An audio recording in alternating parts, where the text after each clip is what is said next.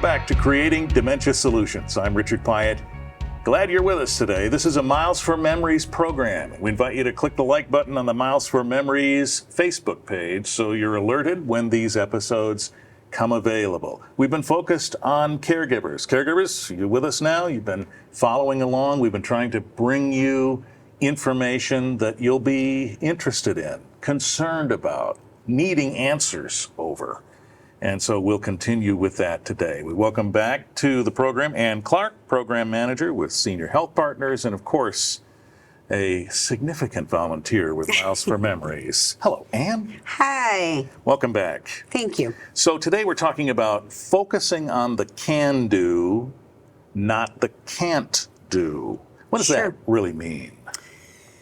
Well, in my eyes, I think that a lot of times we hear a diagnosis and we quickly, just like in life, you focus on the negative versus the positive. Boy, that's true. And we have to look at the positive side of things because a diagnosis doesn't necessarily mean you have to stop everything right now. But what are your abilities? What are your capabilities? What is okay to do and what might you want to start thinking about maybe I shouldn't do? So there's a lot of positives that can come with a diagnosis, truly, and your journey can be a beautiful journey, but many times we as society stop that.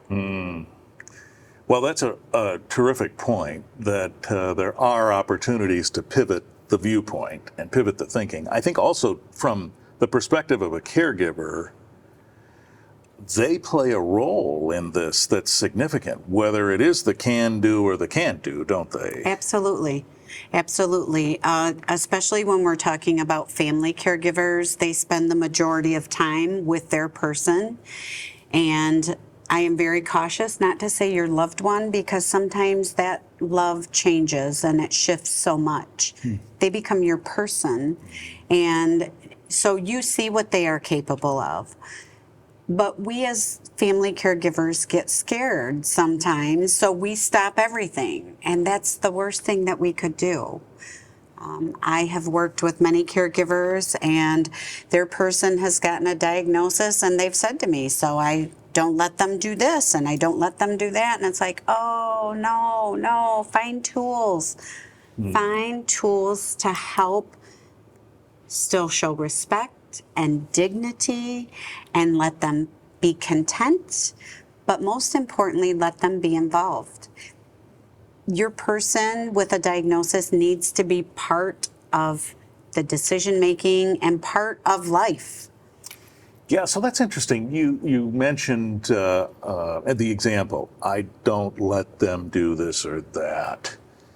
How do you recommend that a caregiver handle that? So let's suppose they're concerned about letting them do thus and so. How do we as caregivers change our perspective on that? Sure. So let's use an example. Yeah. How about that? So let's use driving. Oh boy, that's a big one. So it's a big one and it's a critical one. So first you want to look at safety. With any condition, you could be a non-compliant diabetic or person with diabetes that sugar goes all over the place. And sometimes we can't have a conversation if our sugar is way too high and we don't function as we could if our sugar was at a normal level. So just because you might have a dementia diagnosis doesn't mean that you can't drive, but it does mean that we need to start paying attention more. So what are their limb abilities? If a child ran out in front of them, would they know to stop? The reflexes. Not only that, but if they're many times very confused, we would hope that they would know to stop. But do we know that they would know to stop? So that's where I've had conversations with people diagnosed and we talk about that. Because it's not, I want to take away your independence. It's, I want you safe and I want other people safe. But it's not always easy because we do start out saying you can't. Yes. And very often I would expect the caregiver then is concerned, so they just shut that off. Sure, Yeah, sure, no driving. Yeah. but presentation comes a long way, and it's easier said than done because we all get emotional, and there's a lot that comes into play. But if you can think about how to have the conversation, and you may not be the one to have the conversation because somebody else might present it in a different way, or your person might listen to somebody else differently rather than they're trying to take away. My dad was always, she's the girl that took away my license. And it's like, because I was at the appointment with him. I see. So he may have taken that better from somebody else. You just may not be the right person. It's really interesting, the role reversal, isn't it? Because when we were kids, we did, sometimes our parents were not the authorities that they wished that they were.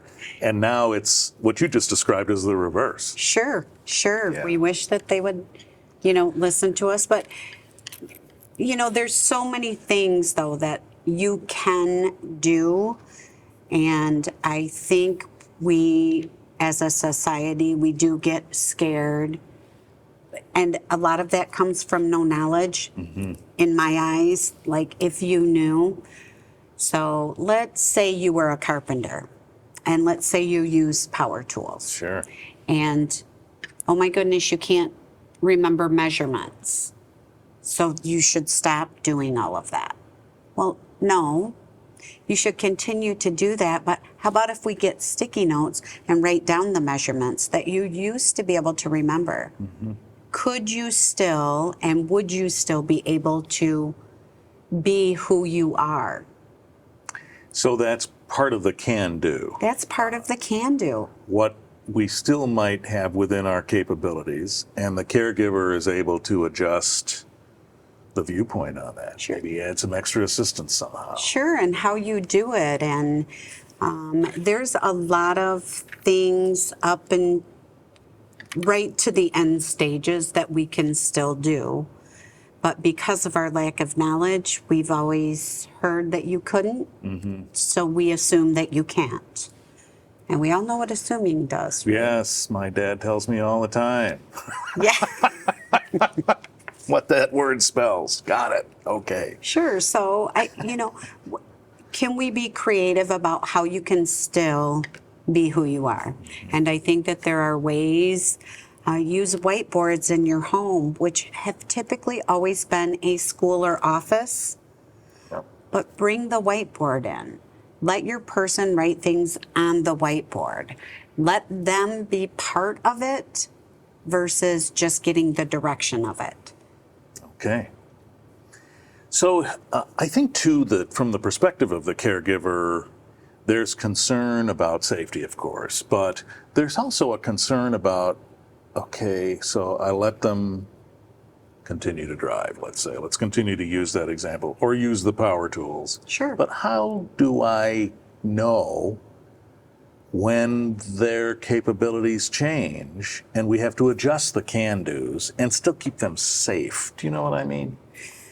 Well, I do, but remember the can-dos could be different on any given day because we might just be having a bad day. And so then you might not be wanting them to drive. So redirecting that. Oh, I want you to help me get to Sam's Club. So will you let me drive and you give me directions? Because I'm not really feeling well today. There comes a point in time when it's okay to not be upfront and honest, to keep them involved and to keep them active and to keep them as part of it while still keeping them safe. Yeah. We can be creative, but especially for family caregivers, they're doing this 24/7. Right. Many times they don't take the break. So it's easier to be on the outside and say, could you try some of these things?